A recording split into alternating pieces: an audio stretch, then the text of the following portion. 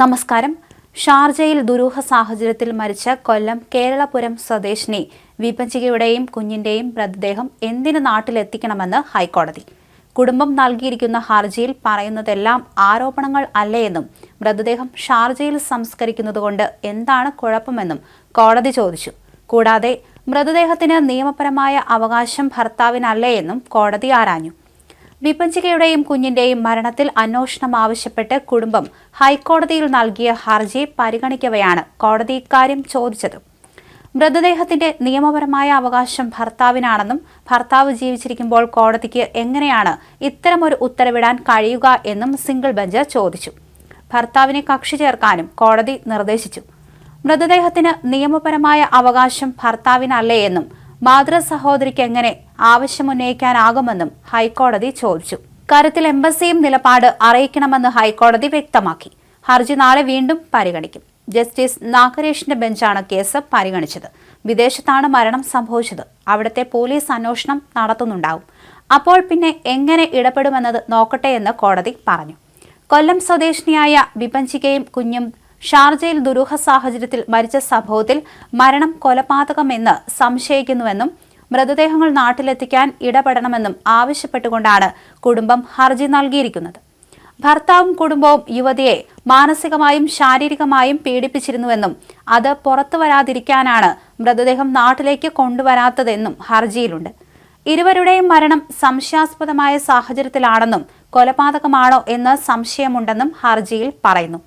വിപഞ്ചികയുടെ മാതാവിന്റെ അടുത്ത ബന്ധുവാണ് ഹർജി നൽകിയത്. മകളുടെയും കൊച്ചുമകളുടെയും മരണവിവരം അറിഞ്ഞ് മാതാവ് ശൈലജ ഷാർജയിലാണ്. കാനഡയിലുള്ള വിപഞ്ചികയുടെ സഹോദരൻ വിനോദും ഷാർജയിലെത്തിയിട്ടുണ്ട്. വിപഞ്ചികയുടെയും കുഞ്ഞിന്റെയും മൃതദേഹം ഷാർജയിൽ സംസ്കരിക്കാൻ അനുവദിക്കരുതെന്ന് ഹർജിയിൽ പറയുന്നു. ഷാർജയിൽ പോസ്റ്റ്മോർട്ടം നടത്തിയാലും നാട്ടിലെത്തിച്ച് വീണ്ടും പോസ്റ്റ്മോർട്ടം നടത്താൻ ഉത്തരവിടണമെന്നും ഹർജിയിൽ ആവശ്യപ്പെടുന്നു.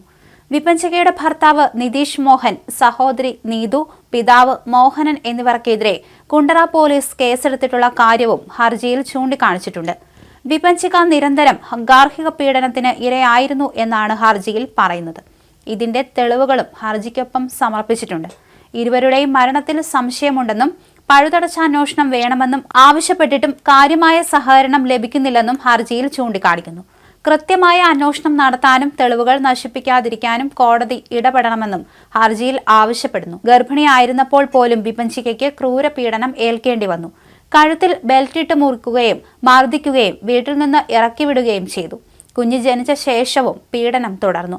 കുഞ്ഞിന് പനി കൂടിയിട്ട് പോലും ആശുപത്രിയിൽ എത്തിക്കാൻ പോലും നിതീഷും സഹോദരി നീതുവും സമ്മതിക്കാതെ ഇരുവരെയും മുറിയിൽ പൂട്ടിയിടുകയായിരുന്നുവെന്ന് ബന്ധുക്കൾ പറയുന്നു.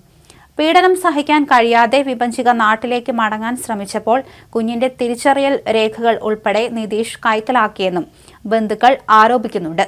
കഴിഞ്ഞ 9 ഉച്ചയ്ക്കാണ് ചന്ദനത്തോപ്പ് രജിതാ ഭവനിൽ മണിയന്റെയും ശൈലജയുടെയും മകൾ വിപഞ്ചിക മണിയൻ, 1.5 വയസ്സുള്ള കുട്ടി എന്നിവരെ ഷാർജ അൽ നഹ്ദയിലെ ഫ്ളാറ്റിൽ തൂങ്ങി മരിച്ച നിലയിൽ കണ്ടെത്തിയത്. വിപഞ്ചികയുടെ പോസ്റ്റ്മോർട്ടം ഇന്നോ നാളെയോ നടക്കുമെന്നാണ് സൂചന.